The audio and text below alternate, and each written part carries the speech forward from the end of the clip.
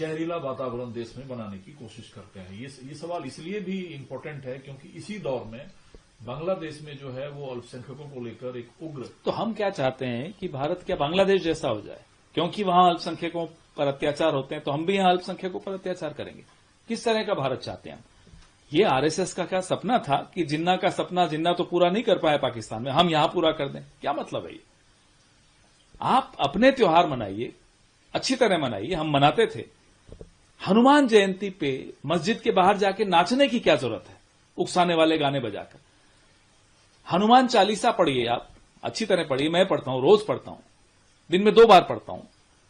लेकिन क्रिसमस है तो आप उनकी चर्च के बाहर जाकर हनुमान चालीसा पढ़ के उनको क्या आप साबित करना चाहते हैं?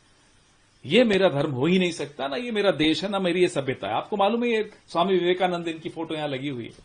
स्वामी विवेकानंद 25 दिसंबर को जीशु पर्व मनाते थे, धूमधाम से मनाते थे।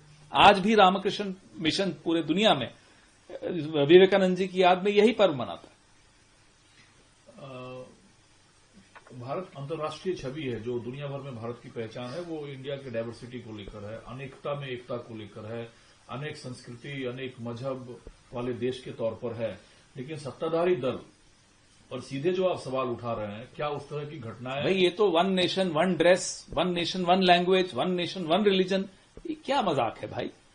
इस देश में सदैव अलग अलग मतों के लोग रहते हैं, अलग अलग धर्मों को मानने वाले लोग रहते हैं, भाषाओं के लोग रहते हैं।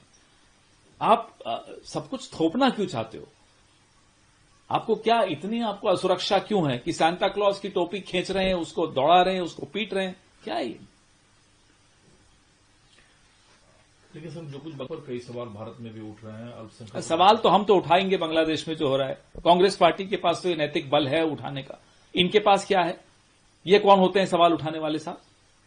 हम बांग्लादेश के हिंदुओं पर जो अत्याचार होते हैं उस पर भी आवाज उठाते हैं।